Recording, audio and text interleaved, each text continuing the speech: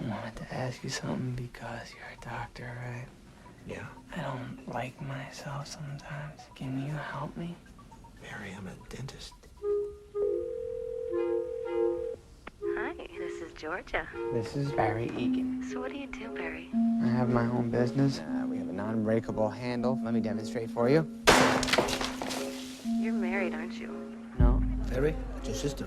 There's this friend of mine from work, and I want you to meet her. This is Lena. Hi. Punch Drunk Love, c'est peut-être le premier film qui initie en fait une deuxième partie de la carrière de PTA pour les intimes. Il sortait de Magnolia, d'un film de 3 heures, et il voulait faire une sorte de petite comédie romantique de 90 minutes.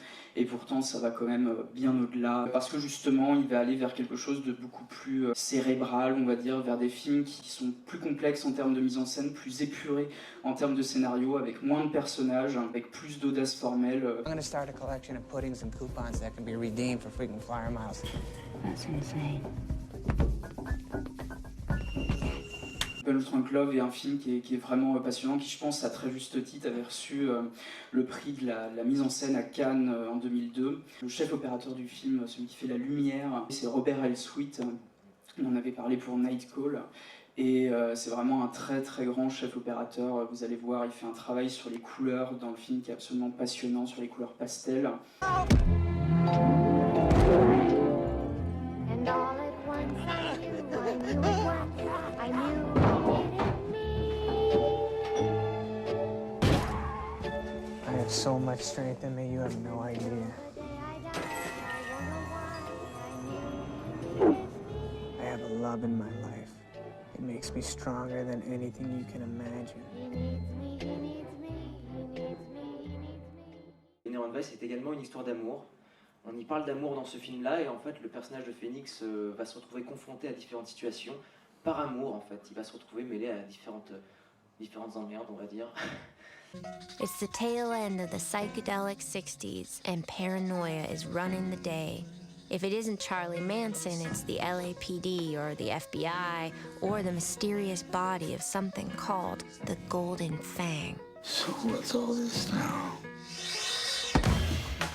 Le film est une adaptation donc, du roman de Thomas Pynchon. C'est la deuxième adaptation que Paul Thomas Anderson fait pour le cinéma. Il avait déjà fait une adaptation pour There Will Be Blood, sauf qu'il avait réussi à s'éloigner de l'œuvre originale.